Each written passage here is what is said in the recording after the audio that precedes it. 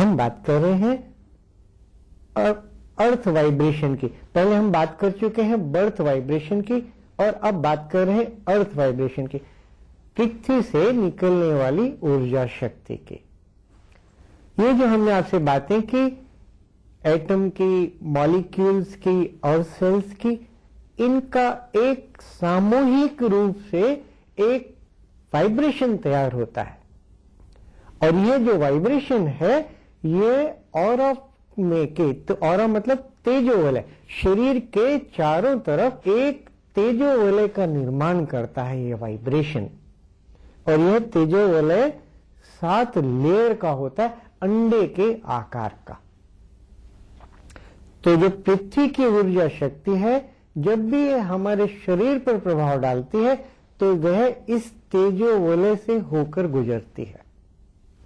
अब इस पृथ्वी की ऊर्जा शक्ति के विभिन्न प्रकार पर थोड़ा सा दृष्टिकोण अपना देखते हैं क्या है, वैज्ञानिकों ने उसके बारे में क्या अपना मत बनाया हुआ है। वैज्ञानिकों का कहना है कि पृथ्वी से निकलने वाली ऊर्जा शक्ति, जिसे उन्होंने नाम दिया है जैविक विद्युतीय ऊर्जा शक्ति, इंग्लिश में इसे कहते हैं bio electromagnetic radiation. Radiation, magnetic radiation जो हमारे शरीर पर प्रभाव डालती हैं। ये ऊर्जा शक्तियां बीएम रेडिएशंस उत्तर से दक्षिण 2 मीटर के अंतराल से और पूर्व से पश्चिम 2.5 मीटर के अंतराल से बनी हुई है और संपूर्ण पृथ्वी इन बीएम रेडिएशन से घिरी हुई है, इनके जाल से घिरी हुई है। पहली बार आधुनिक समय में लगभग 1970 में जर्मनी के डॉक्टर हर्टमैन ने इन किरणों के, इन ऊर्जा धाराओं के जाल को एक यंत्र के माध्यम से मापा, इसलिए इनका नाम पड़ा हर्टमैन ग्रिड। इनको टेलीरिक के नाम से भी जाना जाता है। ये जो ग्रिड्स हैं ये हमारे शरीर पर निरंतर प्रभाव बनाती है। इसके साथ ही ब्रह्मांड से आने वाली ऊर्जा शक्तियां भी हम पर निरंतर प्रभाव बनाती हैं। तो ये जो बीएम रेडिएशंस हैं ये अर्थ वाइब्रेशन से जुड़ी हुई है, इन्हीं का दूसरा नाम बीएम रेडिएशन कह सकते हैं। इस प्रकार हमारे पास में 2 प्रकार की ऊर्जा शक्तियां हैं। पहली है बर्थ वाइब्रेशन, हमारे शरीर से निकलने वाली ऊर्जा शक्ति। दूसरी है अर्थ वाइब्रेशन, जो पृथ्वी से और ब्रह्मांड से निकलने वाली ऊर्जा शक्तियां हैं। इनका हमारे शरीर पर, हमारे स्वास्थ्य पर क्या प्रभाव पड़ता है, यही हमारी चर्चा का विषय है। कैसे हम अपने आप को स्वस्थ रख सकते हैं।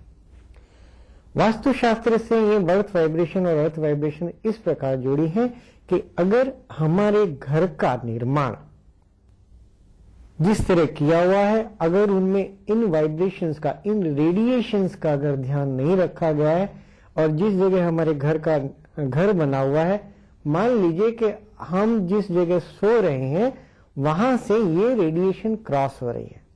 हमने तो अभी बताया आपको कि अर्थ की वाइब्रेशंस जो लेटी हुई वाइब्रेशंस हैं, इसी तरीके से जो गगनचुंबी इमारतें हैं उनमें ये पेड़ में रेडिएशंस चलती हैं और ऊंची मंजिलों तक जाकर के ये अपना प्रभाव दिखाती हैं। लेटी हुई में जब हम सोए हुए इनका प्रभाव पड़ता है, लेकिन जब गगनचुंबी इमारतें बनती हैं, अगर वे वाइब्रेशंस अगर किसी घर में फ्लोर में बीच में से कहीं क्रॉस हो रही है तो ये खड़े बैठे जैसे भी हम रहते हैं हमारे शरीर पर ये निरंतर प्रभाव डालती हैं। कैसा भयंकर प्रभाव डालती है, इसका एक उदाहरण हम लेते हैं कि मान लीजिए कि कोई व्यक्ति ऐसे स्थान पर सोया है जहां ये वाइब्रेशंस क्रॉस हो रही हैं, चाहे वो वर्टिकल हो चाहे हॉरिजॉन्टल हो, और जिस अंग पर में अपना प्रभाव क्रॉस हो रही है उसी अंग पर असाध्य रोगों का प्रभाव देती है। अगर मैं सिर से प्रभावित हमारा सिर उन रेडिएशन से प्रभावित होता है तो ब्रेन ट्यूमर, माइग्रेन पेन, अगर वो हार्ट के पास से प्रभावित होता है तो हार्ट अटैक, बहुत से ऐसे केसेस हमें देखने को मिलते हैं कि जिनमें उनको हार्ट की प्रॉब्लम शुरू हुई, दवाइयां शुरू हैं, लेकिन उनके ऊपर उनका कोई प्रभाव नहीं होता।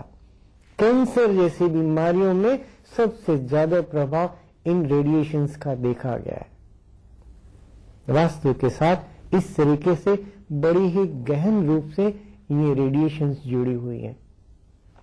आपको जानकर आश्चर्य होगा कि यह तो आधुनिक यंत्रों से इनको मापा गया, इनको खोजा गया, लेकिन हमारे प्राचीन ऋषियों ने हजारों वर्ष पहले इनको बिना यंत्रों के अपनी ही आत्मिक शक्ति से जान लिया था। चाहे वो भारत हो या भारत के बाहर, बहुत से चर्च, स्तूप, हिमालय में जो स्तूप बने हुए, बौद्ध मंदिर बने हुए या प्राचीन मंदिर भारत के विभिन्न कोनों में बने हुए, उनको इन रेडिएशन से बचाकर बनाया गया है। यही कारण है कि जब हम प्राचीन मंदिरों में अंदर जाते हैं तो एक विभिन्न प्रकार की सात्विक ऊर्जा शक्ति का अनुभव हम करते हैं, सात्विकता का अनुभव करते हैं। वहां पर ये रेडिएशंस बड़ा काम करती है क्योंकि इनसे उनको बचाया गया है। इन्हीं रेडिएशंस को आज के समय में विभिन्न उपकरणों के माध्यम से जाना जा सकता है। उनमें लोब एंटेना, लेकर एंटेना जैसे कुछ यंत्र बने हैं जिनका आज के आधुनिक वास्तुशास्त्री और वैज्ञानिक प्रयोग करते हैं। हमने आपसे बातें की अर्थ वाइब्रेशन की और बर्थ वाइब्रेशन की। ये हमारे शरीर से जुड़ी कैसे हैं इसका जिक्र हो गया।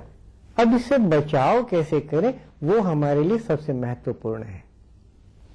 अगर आपके घर में कोई भी सदस्य असाध्य रोगों से ग्रसित है, कोई उपचार, मेडिसिनल ट्रीटमेंट काम नहीं कर रहा है, सबसे पहले आप उनके सोने का स्थान बदल दीजिए। अगर आपके नजदीक कोई विशेषज्ञ, वास्तु विशेषज्ञ जिनको इन वाइब्रेशंस की जानकारी है, उनसे आप संपर्क करिए।